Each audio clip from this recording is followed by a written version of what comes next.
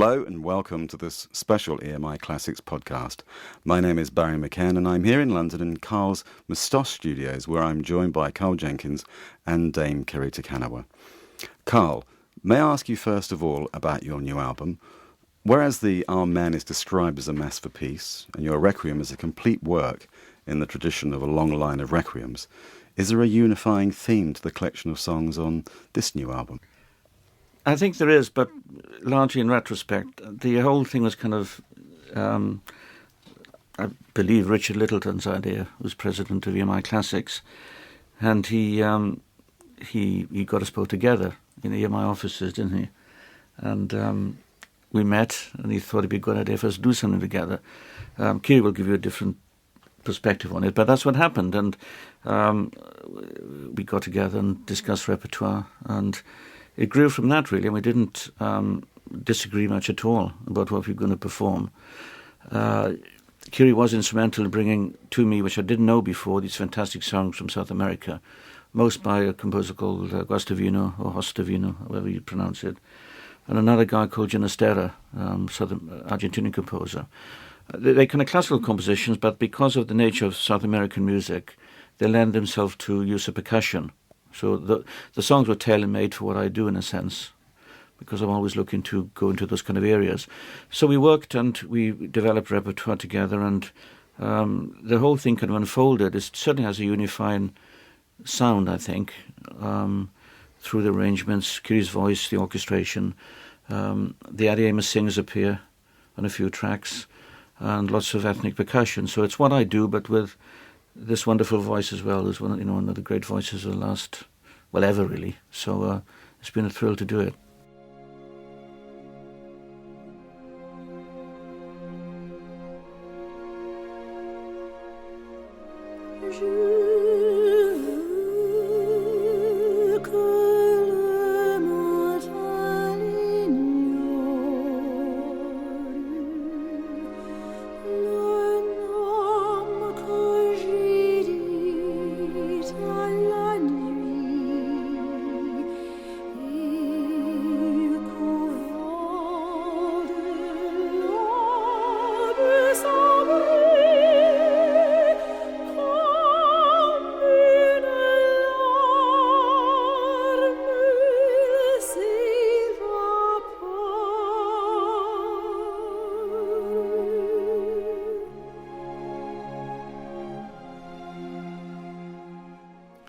Dame Kiri, earlier this year, over 2 million viewers witnessed your sensitive and stunning performance of In Paradisum from Karl's Requiem on this year's Classical Brits. Were you aware then that you would be recording an entire album of songs written and arranged especially for you by Karl? Oh, well, yes, we were well into the recording by then. But I think, just going back on what Karl's words were, we have a lot of integrity into this recording. It's a lot of deep... the core is really sort of classical, with an amazing amount of Karl Jenkins into it. I mean, it's got his real stamp all over it. The tunes I brought were just a sort of an introduction of the sort of thing that I like, but Karl took them on and created something that I don't necessarily recognise because they're so much more improved, and that's just exactly what I thought they could be. I mean, there was a core there of some wonderful tunes and rhythms, and he's absolutely sort of brought them right out into another era for me. They're absolutely fantastic. And these songs you took from various different countries? I was in South America, and I'd already known of the composer called Guastavino with one of the songs I do here. And, of course, when I was there, I said, are there any more songs? Which, of course, I've gathered up, and I've got lots and lots of them in my house and in my recordings from South America. I like that sort of rhythmic, the offbeat feeling of these things. And it's just so around what Karl does. It's just absolutely brilliant.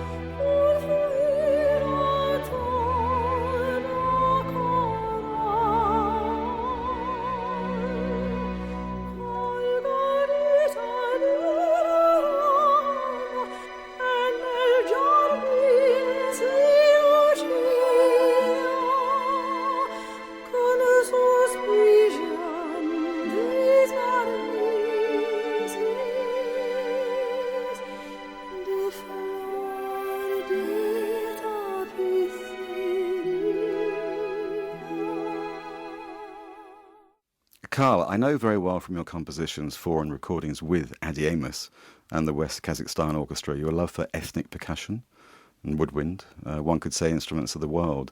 Does the new album benefit from such instrumentation? To a large extent, yes. As, once again, I've kind of revisited percussion instruments.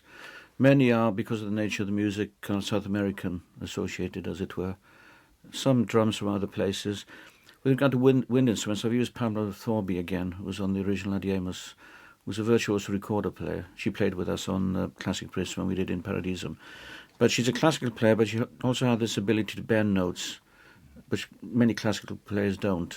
So she can make the whole kind of feel of it a bit more earthy and ethnic than one might normally get. So she was brilliant. And I used guitar on a couple of occasions. Martin Taylor, great jazz guitar player, and Clem Clemson, who's come in and played some Spanish guitar and things. So those are the two main soloists with, I'd say, the LSO. I didn't mention them before. The orchestra were fantastic. We recorded it in Abbey Road last week, which would be in early July. And they were amazing and very complimentary, so it was a great experience for both of us. And you mentioned that Adi Amos, the singers, are actually appearing on this album. Yes, they sing. Kiri's done for I don't know whether it's the first time, but we've multi-tracked her as a kind of classical chorus, which sounds amazing. And we've not, I don't think, have you done that before? I don't know, I don't think so. But also for the more kind of tribal, hard-edged element, we've introduced these, the usual Adi Amos sound with that kind of, as I say, tribal, hard, upfront kind of sound, which enhances and accompanies what Kiri does so well.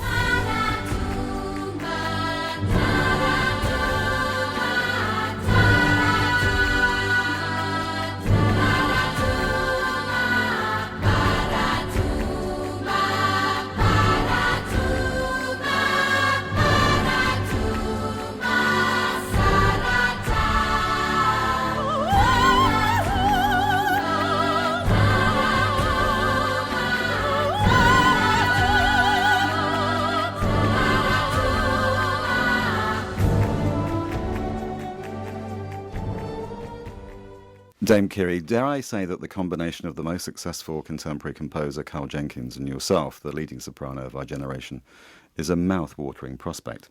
Did the recording process actually bear this out? I put it this way, we've had a wonderful time. Hard to say that this is the last day of recording it. We've actually completed all that I have to do.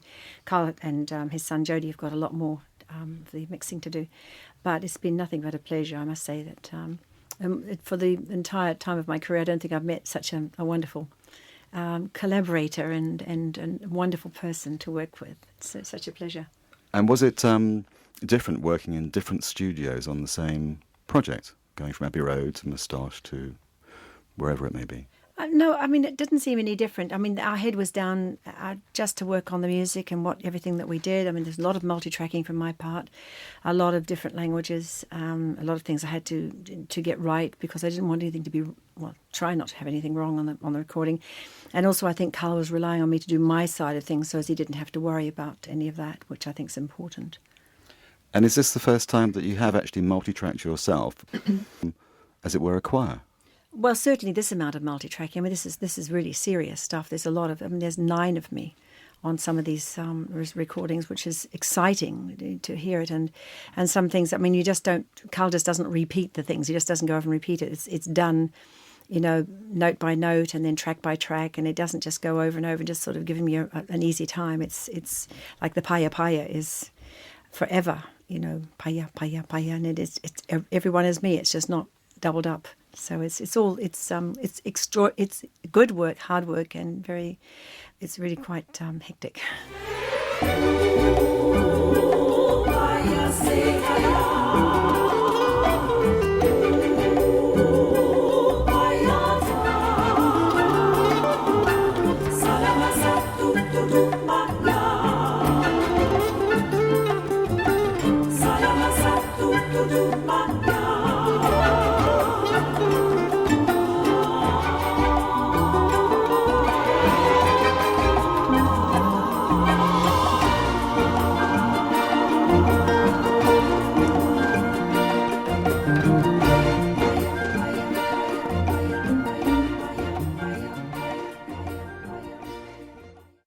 Karl, are there any plans to perform the new album in concert with Dame Kiri?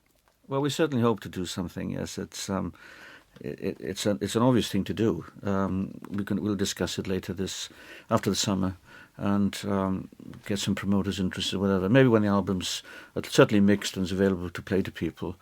It'd be fantastic to do, and I think it would. They work. The orchestrations work. They would work in concert very well. We could certainly do it live. Technically, it would be it'd be fantastic. I think we should.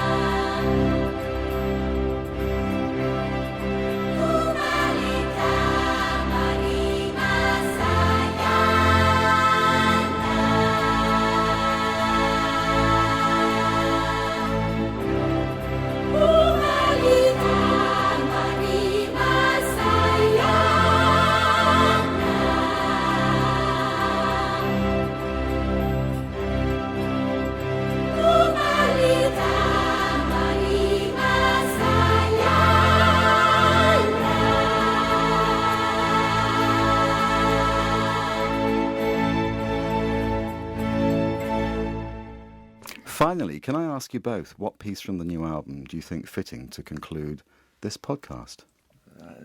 It's very difficult to answer. I mean, think I'm not it's hedging easy. my bets. I think actually. it's easy because it's the first one we started. I think start with the first one and end with the first the anthem one. The anthem, yeah, because that's where we started. That's how the whole recording started. It has to be. Well, it kind of did, but it didn't. Yeah. It wasn't intended to turn out the way it is. It was a kind of voice. I use the word test, but it wasn't a test. It was a vocal piece that I wanted to see the range of Kiri multi-tracked, and it's just a few bars that I kind of wrote quickly, and Kiri kind of says you have to develop this into something.